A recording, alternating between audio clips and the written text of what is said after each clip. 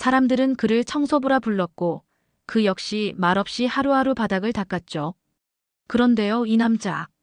과거에 국립극단에서 햄릿을 연기했던 연극배우였다는 사실 믿어지시겠어요? 오늘 소개해드릴 이야기는 한 남자의 잊힌 꿈과 뜨거운 무대 복귀, 그리고 그를 바라보는 사람들의 변화에 관한 이야기입니다. 끝까지 보신다면 지금 우리가 외면하고 있는 사람들의 진짜 얼굴을 다시 보게 되실 거예요. 특히 인생의 무대에서 조용히 퇴장했다고 생각한 분들이라면 이 이야기에서 가장 큰 위로를 받게 되실지도 모릅니다. 그럼 지금부터 한지훈 씨의 감동적인 이야기에 집중해 주세요. 그 전에 구독과 좋아요 한번 눌러주시면 여러분의 인생 무대에도 따뜻한 조명이 켜질 거예요. 새벽 5시. 구청 민원센터의 형광등은 아직 깊이 잠들어 있는 공간을 억지로 깨우듯 희뿌연 불빛을 토해내고 있었습니다. 정적이 감도는 그 안에서 밀대를 밀고 있는 사람은 한 명뿐이었죠. 한지훈, 61세. 이 구청 민원센터의 청소 담당자입니다. 지훈 씨는 조용한 사람이었습니다. 누구보다 일찍 출근했고 누구보다 말이 없었죠. 그 조용함은 오히려 사람들의 불편함을 자극했는지도 모릅니다. 지나가던 여직원이 머쓱하게 웃으며 말했습니다. 청소는요, 낮에 해도 되잖아요. 맨날 새벽마다 계시니까 깜짝 놀랄 때가 있어요. 지훈 씨는 미소도 대꾸도 없었습니다. 그저 고개를 살짝 숙인 채 물걸레를 다시 짰습니다. 작업복에 묻은 세제 냄새가 은근히 퍼졌고 발소리는 여전히 조용했지요. 그는 누군가의 시선 아래 사는 사람 같았고 동시에 아무도 보지 않는 그림자 같았습니다. 민원센터 직원들 사이에선 지훈 씨를 두고 이런 얘기도 들렸습니다. 요즘은 지하 강당에서 뭘 중얼거리던데요. 혼자 말 같기도 하고 연습하는 것 같기도 하고. 비웃는 듯한 말투였지만 그 안엔 어딘가 모를 불편함과 거리감이 섞여 있었지요. 대부분은 그저 무시하거나 관심조차 두지 않았습니다. 한 사람만 빼고요. 복사기 옆에서 우연히 발견한 낡은 연극. 포스터를 기억해낸 젊은 직원 하나가 그 이름을 읽었을 때 마음 한구석이 묘하게 움직였습니다. 한지훈. 포스터 속 햄릿역. 그날 밤 구청 지하 강당의 작은 무대 위. 먼지 낀 커튼과 삐걱거리는 조명이 켜진 그곳에 지훈 씨가 서 있었습니다. 작업복 위에 낡은 회색 조끼를 걸친 채 말없이 무대의 중심에 섰지요. 잠시 눈을 감았고 숨을 골랐습니다. 그리고 천천히 입을 열었습니다. 죽느냐 사느냐 그것이 문제로다. 그 목소리는 낮에 들리던 것과는 전혀 달랐습니다. 단단하고 깊은 울림이 무대 바닥을 타고 퍼져나갔고 침묵 속에서 문장이 살아났습니다. 말이 아니라 살처럼 들렸습니다. 무대 뒤편 의자에 앉아있던 청년이 조용히 박수를 쳤습니다. 선배님, 오늘 진짜 좋았습니다. 전율이 왔어요. 지훈 씨는 가만히 웃었습니다. 그 웃음은 어딘가 오래 묻어두었던 감정의 흔적처럼 보였죠. 그래. 나도 무대에 서는 느낌이 다시 드는구나. 그는 다시 조용히 고개를 숙였고 무대는 다시 어둠 속으로 스며들었습니다. 텅 빈 객석 앞에 선 남자. 그에게 이 무대는 잊힌 과거이자 숨겨온 현재였지요. 세상은 그를 청소부로 기억할지 몰라도 그는 여전히 배우였습니다. 다만 빛을 받지 못했을 뿐이죠. 한지훈이라는 남자가 왜 연극 무대를 떠나야 했는지, 그리고 그가 지하 강당을 찾아야 했는지, 이 이야기는 아주 오래전 병원비 영수증 한 장에서 시작되었습니다. 구청 민원센터 지하 1층. 낮에는 거의 아무도 찾지 않는 공간이지만 밤이 되면 오래된 스피커에서 클래식 선율이 은은하게 흘러나오는 곳이었습니다. 이따금 연극 연습을 위해 대여되는 무대지만 오늘은 아무도 예약하지 않은 날이었지요. 그런데 그곳에는 익숙한 실루엣 하나가 자리 잡고 있었습니다. 바로 지훈 씨였습니다. 작은 캐리어를 끌고 무대로 들어선 그는 스피커 전원을 끈 뒤 캐리어를 열었습니다. 안에는 오래된 대본, 다른 운동화, 그리고 낡은 수첩 하나가 담겨 있었어요. 수첩 사이에서 바스락 소리를 내며 떨어진 종이 한 장. 병원비 영수증이었습니다. 3,250만 원. 딸의 병명, 입원 기간, 투약 내역까지 적힌 그 영수증은 몇 년째 그에게서 떨어지지 않는 족쇄처럼 남아 있었습니다. 그 시절 그는 국립극단 단원이었습니다. 대학로 어디서든 이름을 말하면 통하던 배우였지요. 그러나 어느 날 딸이 쓰러졌고 진단명은 희귀 혈액질환이었습니다. 수술과 치료에 필요한 비용은 연극으로는 감당할 수 없는 액수였습니다. 그래서 그는 내려놓았습니다. 무대도 꿈도 스포트라이트도. 대신 매일 아침 밀대를 들었고 저녁이면 딸의 병실을 지켰습니다. 다행히 딸은 회복했지만 그의 연극 인생은 그대로 멈춰 있었습니다. 그 후로 지훈 씨는 더 이상 사람 앞에 서지 않았습니다. 대신 이 지하 강당, 이 작은 무대가 그의 유일한 무대가 되었죠. 무대 가운데에 선 지훈 씨가 조용히 대본을 펼쳤습니다. 이번엔 햄릿이 아닌 체홉의 갈매기였습니다. 나는 인생을 헛되이 살았어요. 나는 진정한 예술이 무엇인지 몰랐고 이젠 너무 늦었어요. 문장을 읊조리는 그의 목소리는 더 낮고 더 깊었습니다.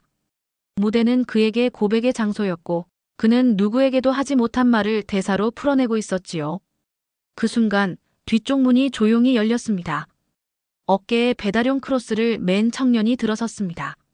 그 청년은 연극 전공 후배이자 지훈 씨가 유일하게 연락을 이어온 사람이었습니다. 이름은 김태성. 선배님, 또 혼자 계셨네요. 저녁은 드셨어요? 지훈 씨는 고개를 저었습니다. 별일 아니란 듯 다시 대본을 들었습니다. 태성 씨는 조심스럽게 도시락을 건넸습니다. 요즘 선배님 연기 더 깊어지셨어요. 예전보다 뭐랄까 삶이 녹아있는 느낌이랄까요? 지훈 씨는 조용히 도시락 뚜껑을 열었습니다. 미지근한 국물 냄새에 그의 눈이 살짝 붉어졌습니다. 이게 뭐라고 고맙다. 그는 오래전 무대 뒤에서 도시락을 나눠 먹던 시절을 떠올렸습니다. 그때의 후배들, 그때의 딸, 그리고 사라진 시간들. 이 작은 도시락 하나가 멈춰있던 시간을 다시 흘러가게 했습니다. 아니, 어쩌면 멈춰있던 사람을 다시 움직이게 만든 걸지도 모릅니다. 다음 날 구청 민원센터 3층 회의실, 오후 2시. 문화홍보과 직원들이 하나둘 자리에 앉으며 회의를 준비하고 있었습니다. 올해 하반기 문화행사 계획을 논의하는 자리였고 구청장까지 참석 예정인 공식 회의였죠. 직원들은 행사 예산, 장소 대관, 출연진 섭외에 대해 열띤 의견을 주고받고 있었고 그 중에서도 한 가지 문제가 걸림돌처럼 떠올랐습니다. 햄릿 공연이요? 극단 쪽에서 주연 배우가 갑자기 빠졌대요. 갑작스런 교통사고래요. 그러자 회의실에 일순정적이 흘렀고 모두가 난감한 표정으로 고개를 돌렸습니다. 햄릿을 대체할 배우가 없으면 아예 공연 자체를 취소하는 수밖에 없다는 결론이 나오려던 그때 막내 직원 한 명이 조심스럽게 입을 열었습니다. 저기요, 저 혹시 이상하게 들릴 수도 있는데요. 우리 구청에 연극하셨던 분이 계시거든요. 누구? 한지훈 청소하시는 분인데요. 예전에 국립극단 단원이셨대요. 제가 포스터에서 이름을 봤어요. 또 요즘도 지하 강당에서 혼자 연습하시는 것 같고요. 처음엔 모두 웃어넘기려 했습니다. 어떤 직원은 컵을 내려놓으며 피식 웃었습니다. 연극? 설마요. 청소하시는 분인데 무대에 오르시겠어요? 실력이 유지됐을 리가. 그때 문화홍보과 팀장인 윤수정이 손가락으로 회의 테이블을 조용히 두드렸습니다. 그녀는 흔들림 없는 눈빛으로 말했습니다. 만약 사실이라면 우리 입장에선 오히려 더 의미 있겠네요. 지역민 참여, 스토리 있는 무대, 언론에도 좋을 만한 그림이죠. 회의실 안의 분위기가 미묘하게 바뀌었습니다. 비웃음 섞인 반응에서 궁금증으로 기운 것입니다. 그 순간 한 명이 말했습니다. 직접 한번 확인해보죠. 정말 그분이 맞다면 적어도 리허설이라도 들어볼 순 있잖아요. 그날 오후 윤 팀장은 조용히 지하 강당을 찾았습니다. 문틈 사이로 낮은 목소리가 흘러나왔습니다. 이 썩은 세상에서 정의를 찾는 게 과연 가능한 일인가? 햄릿의 대사였습니다. 한지훈은 조명을 켜지 않은 무대 한가운데 서 있었고 빛 대신 그림자를 등에 업고 있었습니다. 윤 팀장은 문을 열었습니다. 지훈은 놀란 듯 고개를 돌렸지만 그 시선에는 두려움보다 오래된 습관 같은 침묵이 담겨 있었습니다. 혹시 한지훈 선생님 맞으시죠? 지훈은 대답하지 않았습니다. 대신 바닥에 놓인 대본을 천천히 접었습니다. 햄릿을 하셨던 적이 있으시다고 들었습니다. 맞다면 다시 무대에 서주실 수 있을까요? 잠시 후 조용한 목소리가 돌아왔습니다. 그 역할은 제가 무대에 마지막으로 섰을 때 가장 사랑했던 배역입니다. 그런데 지금도 그걸 할 수 있을진 모르겠습니다. 윤 팀장은 잠시 지훈의 얼굴을 바라보다 고개를 숙였습니다. 가능하다면 다시 보여주세요. 그 무대를. 지훈은 대답 대신 오래된 조명을 향해 시선을 돌렸습니다. 그 불빛 아래서 그는 다시 배우가 되어야 했습니다. 지하 강당. 무대 위의 커튼이 천천히 열렸습니다. 객석에는 직원들이 띄엄띄엄 앉아 있었고 그 사이에는 문화홍보과 팀장 윤수정의 얼굴도 보였습니다. 이번 무대는 정식 공연이 아니었습니다. 단지 공개 리허설일 뿐이었죠. 하지만 공기엔 이상할 정도의 긴장감이 감돌았습니다. 한지훈 씨는 무대 한가운데에 서 있었습니다. 익숙하면서도 낯선 조명을 다시 마주한 지 수년 만이었죠. 그는 무표정했지만 숨을 들이쉴 때마다 가슴이 미세하게 떨리고 있었습니다. 햄릿의 대사를 시작하겠습니다. 그렇게 말한 뒤 그는 한 발짝 앞으로 걸어 나왔습니다. 죽느냐 사느냐 그것이 문제로다. 그 목소리는 생각보다 또렷했습니다. 처음엔 낮고 조심스러웠지만 이어지는 문장마다 점점 확신이 실렸습니다. 그가 무대를 채우는 순간 객석의 숨소리마저 멎은 듯 조용해졌습니다.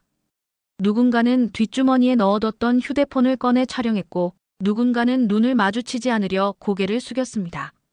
하지만 그 눈을 피한 사람들조차 어느새 지훈 씨의 말에 이끌리고 있었습니다. 너무도 고독한 이 삶 속에서 나는 나 자신조차 믿을 수 없었다. 그 문장이 끝날 무렵 객석의 한 젊은 직원이 나지막이 말했다. 와 진짜 배우네. 말은 작았지만 울림은 컸습니다. 그 순간 객석에 앉아있던 또 다른 직원이 무릎 위에 올려놓았던 손을 조용히 모았습니다. 그것은 박수로 바뀌진 않았지만 명백한 인식의 변화였죠. 리허설이 끝났을 때 강당은 묘하게 조용했습니다. 아무도 먼저 일어서지 않았고 누구도 농담처럼 말문을 열지 못했습니다. 그 정도로 방금 전의 무대는 이질적이면서도 강렬했지요. 윤 팀장이 먼저 일어섰습니다. 그녀는 무대 앞으로 천천히 걸어가 고개를 숙였습니다. 선생님 정말 감사합니다. 꼭 함께 무대에 서주세요. 이건 단지 구청 행사 이상의 무언가가 될 것 같습니다. 지훈 씨는 말없이 조명을 바라보다가 조심스럽게 입을 열었습니다. 제가 잘할 수 있을지는 모르겠습니다. 그런데요, 누군가 다시 기회를 준다는 건 참 따뜻한 일이네요. 그 말에 윤 팀장은 잠시 말을 잇지 못했습니다. 그녀는 몇 번 입술을 때려다 다시 다물고 조용히 고개를 끄덕였습니다. 그날 밤 강당 뒤편 조명실에서 후배 김태성은 무대 영상을 휴대폰으로 확인하고 있었습니다. 선배님, 영상 보셨어요? 진짜 멋지셨어요. 저 주변 연극 커뮤니티에도 공유해도 될까요? 지훈 씨는 잠시 망설이다가 고개를 저었습니다. 아직은. 이번 무대는 그냥 내 삶의 마무리쯤으로 남기고 싶어. 그는 손에 남아있던 햄릿의 대본을 조용히 접었습니다. 연극은 끝나지 않았지만 그의 마음엔 무언가 하나 정리된 듯한 평온이 스며들고 있었죠. 공개 리허설이 끝난 다음 날 아침. 구청 민원센터 복도는 유난히 술렁이고 있었습니다. 커피를 들고 지나가던 주무관 하나가 작은 목소리로 말했습니다. 진짜 연기 잘하더라. 그분이 국립극단 출신이라니 전혀 몰랐어요. 맞장구를 치던 동료는 눈을 굴리며 말했습니다. 잘하긴 한데 구청 행사 무대에 청소부가 주인공이면 언론이 뭐라고 보도할지 모르겠네요. 시선이 곱지 않을 수도 있잖아요. 복도 끝, 열린 문틈 사이로 그 이야기를 들은 윤수정 팀장은 씁쓸한 미소를 지었습니다. 그녀는 회의실 문을 닫으며 조용히 중얼거렸습니다. 사람이 아니라 직함만 보려는 건 여전히 바뀌지 않았네요. 한편 민원센터 내에서도 미묘한 기류가 흐르고 있었습니다. 평소 지훈 씨에게 말을 아끼던 몇몇 직원들이 이제는 슬쩍 말을 붙이기 시작했죠.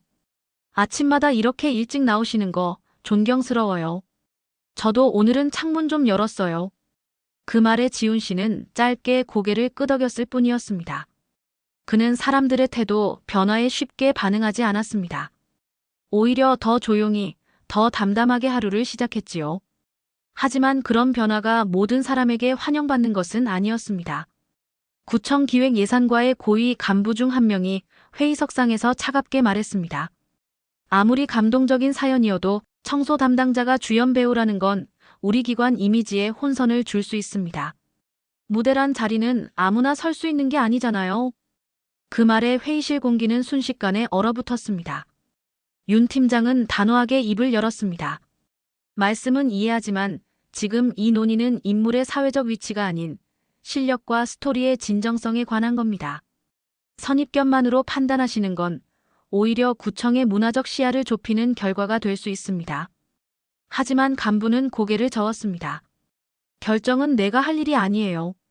하지만 언론 노출 이전에 한 번 더 검토하시죠. 구청장님께 보고드리기 전까지는 모든 가능성을 열어두는 게 좋겠습니다. 회의가 끝난 뒤 윤 팀장은 홀로 남아 자리에 앉았습니다. 그녀의 앞엔 햄릿 대본 사본이 놓여 있었고 표지엔 지훈 씨가 직접 써넣은 작은 글씨가 보였습니다. 무대는 다시 인생을 연기할 수 있는 기회입니다. 그 문장을 보고 있던 그녀는 천천히 대본을 접었습니다. 그녀의 표정엔 흔들림이 있었지만 동시에 결의도 있었습니다. 그날 오후 지훈 씨는 평소보다 더 천천히 지하 강당에 들어섰습니다. 김태성이 기다리고 있었습니다. 선배님, 분위기가 조금 이상해요. 고위 간부 쪽에서 반대 의견이 나왔답니다. 공연이 취소될 수도 있대요. 지훈 씨는 말없이 무대 의자에 앉았습니다. 손에는 아직 펴지 않은 대본이 들려 있었고 입술은 조금 말라 있었습니다. 나는 원래 무대에 서는 사람 아니었잖니. 잠깐 다시 서보려 했던 것뿐이야. 태성은 안타까운 표정으로 고개를 숙였습니다. 그 순간 조명이 켜졌고 강당의 조용한 공기 사이로 대사가 흘렀습니다. 이 썩은 세상에서 진실을 외치려면 내 심장부터 도려내야 했겠지요. 지훈 씨는 무대의 등을 기댄 채 천장을 바라봤습니다. 어쩌면 그는 이미 알고 있었는지도 모릅니다. 자신이 다시 무대에 서기까지 단지 연기가 좋아서만은 안 된다는 것을. 다음 날 오전 민원센터 1층 늘 하던 대로 바닥을 닦고 있던 한지훈 씨의 손이 문득 멈췄습니다. 무심코 바닥에 떨어진 흰 봉투 하나가 그의 발끝에 걸렸기 때문이었죠. 발신인은 구청장 비서실. 봉투 속에는 공식 문서 한 장이 담겨 있었습니다. 공연 출연 재검토 요청서 기관 이미지 및 내부 여론 고려. 그 한 문장을 읽는 순간 지훈 씨의 손끝에서 힘이 빠졌습니다. 봉투는 천천히 바닥에 떨어졌고 바닥을 타고 밀려가던 물기와 함께 구겨졌습니다. 그는 말없이 청소 도구를 정리한 뒤 퇴근 시간을 조금 앞당겨 구청을 빠져나왔습니다. 누가 불렀던 것도 아니고 누가 말린 것도 아니었지만 오늘만큼은 그 낡은 무대 아래로 내려갈 수 없었습니다. 지훈 씨가 향한 곳은 옛 국립극단이 있던 종로의 작은 골목이었습니다. 한때는 매일 오르내리던 익숙한 거리였지만 오늘은 낯설게 느껴졌죠. 그의 발걸음은 골목 끝 오래된 포스터판 앞에서 멈췄습니다. 그곳엔 누렇게 바랜 햄릿 포스터가 아직 붙어 있었습니다. 웃고 있는 과거의 자신을 바라보며 그는 조용히 중얼거렸습니다. 내가 이 얼굴로 다시 무대에 서려 했던 거였구나. 그때 휴대전화가 울렸습니다. 발신자는 이름 없는 번호. 망설이다가 전화를 받자 익숙한 목소리가 들려왔습니다. 선배님, 저예요. 김태성입니다. 지금 구청 SNS에 영상이 하나 올라왔어요. 어제 리허설 장면이요. 그 댓글들이 전부 응원뿐이에요. 다들 그 무대를 기다린대요.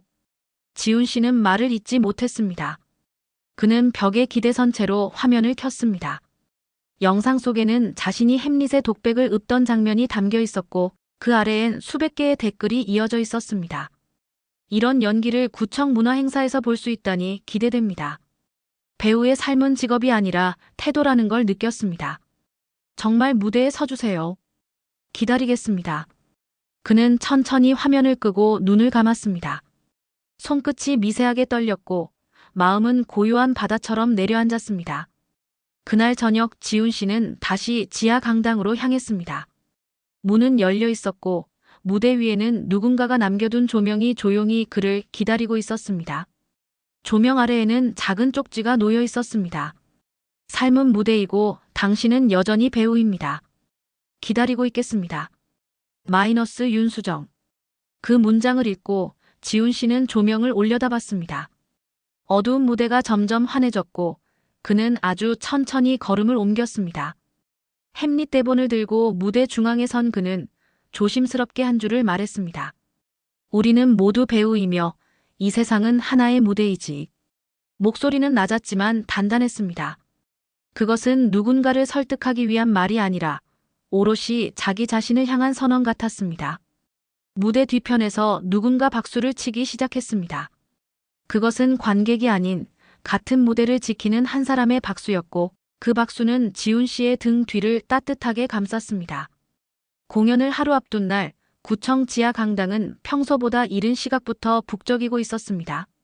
문화 홍보과 직원들은 조명 각도와 음향을 체크하느라 분주했고 좌석 배치와 방역 체크까지 하나하나 확인하며 긴장된 분위기를 감추지 못했습니다. 하지만 무대 위는 정반대의 정적이 감돌고 있었습니다. 한지훈 씨는 그 정적 한가운데 홀로 서 있었습니다. 손에는 햄릿 대본이 들려 있었고 무대 아래에선 김태성이 천천히 숨을 고르며 대사를 따라 읽고 있었습니다. 죽느냐 사느냐 그것이 문제로다. 지훈 씨는 고개를 저었습니다. 말의 흐름은 틀리지 않았지만 감정이 연결되지 않는다는 뜻이었죠. 그는 입술을 한 번 다문 뒤 천천히 설명했습니다. 그건 외우는 문장이 아니라 살아낸 문장이야. 살고 싶고 죽고 싶고 그 경계에서 흔들리는 진짜 마음이 담겨야 해. 태성은 고개를 숙였습니다. 그는 선배의 말이 맞다는 걸 알고 있었지만 감정의 무게를 따라가는 게 쉽지 않았습니다. 선배님처럼 말이죠. 그런 마음, 저는 아직 모르겠어요. 지훈 씨는 태성의 말에 잠시 입을 다물었습니다.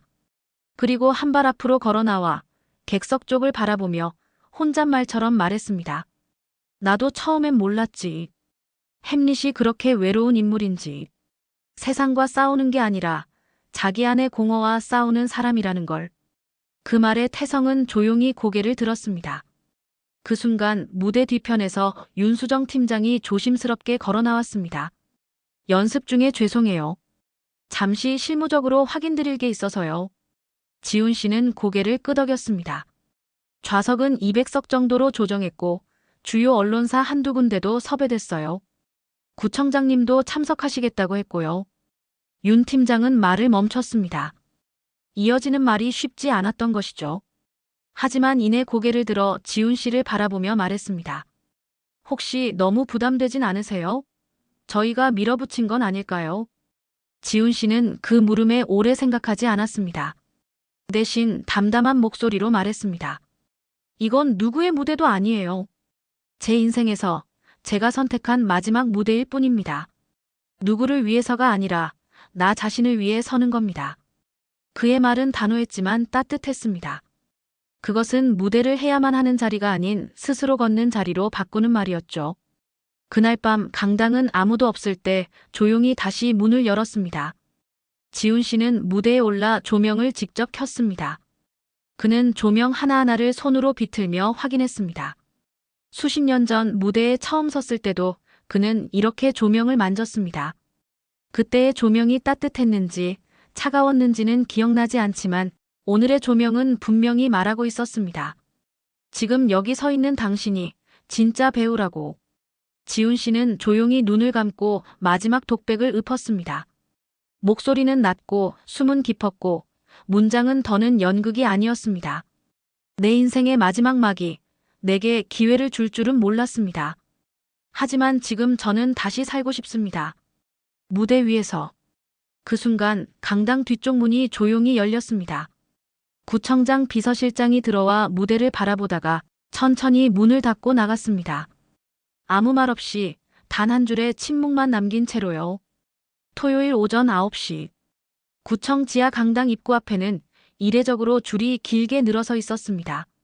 민원실 직원, 지역 주민, 연극인 후배들, SNS를 보고 찾아온 관객들까지 오늘의 공연이 단순한 기관 행사 이상의 의미를 가진다는 걸 이들은 이미 알고 있었던 겁니다. 구청장도 조용히 도착해 맨 뒷줄에 자리를 잡았습니다. 카메라와 녹음 장비를 든 언론인들이 335 강당 안으로 들어섰고 무대 앞 좌석은 곧 가득 찼습니다. 모두가 무언가를 기다리고 있었습니다. 오전 10시 정각. 무대 양옆에 조명이 켜졌습니다. 객석은 정적에 잠겼고 곧 낡은 붉은 커튼이 천천히 열리기 시작했습니다. 무대에는 아무도 없었습니다.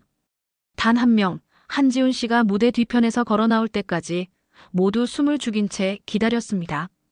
지훈 씨는 군더더기 없는 검은 의상을 입고 있었고 두 손엔 햄릿의 대본이 아닌 하얀 장갑이 들려 있었습니다.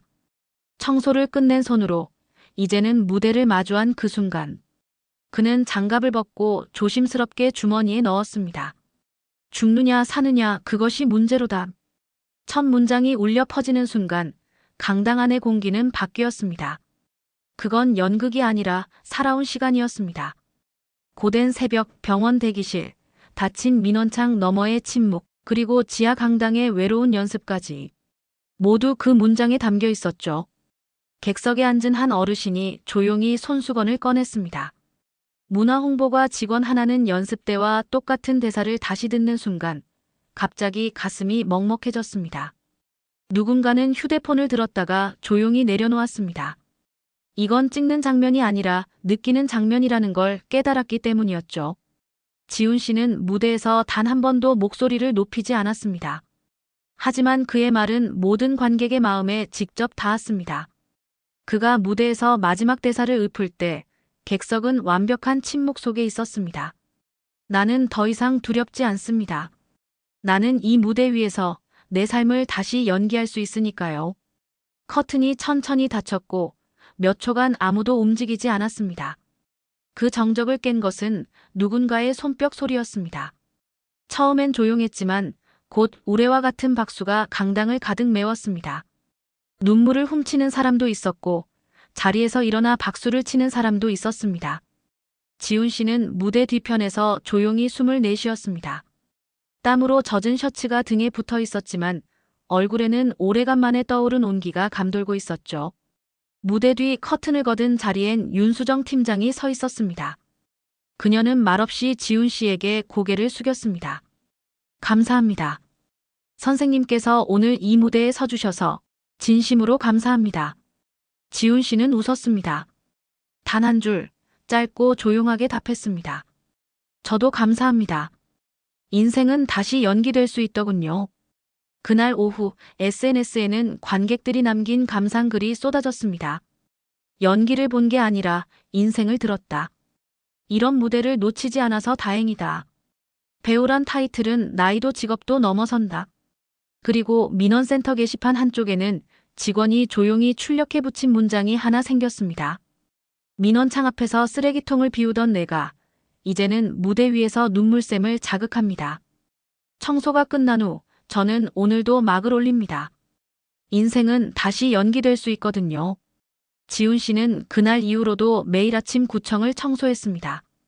하지만 이제 그를 바라보는 시선은 달라져 있었습니다. 그는 단지 청소원이 아니라 무대 위의 배우이자 자신의 삶을 주체적으로 연기한 인물이었으니까요. 그리고 그 사실은 오늘도 누군가에게 작은 용기가 되어주고 있었습니다. 앞으로도 이런 이야기들이 여러분께 작은 위로와 따뜻한 공감이 되길 진심으로 바랍니다. 다음엔 또 다른 누군가의 인생 이야기를 품고 찾아올게요. 삶의 막이 내려가는 순간에도 누군가는 다시 무대에 서고 있다는 걸 잊지 마세요. 구독과 댓글로 응원해 주신다면 한 분 한 분 기억하며 진심으로 소통하겠습니다. 오늘도 이 이야기를 끝까지 들어주신 여러분, 진심으로 감사드립니다.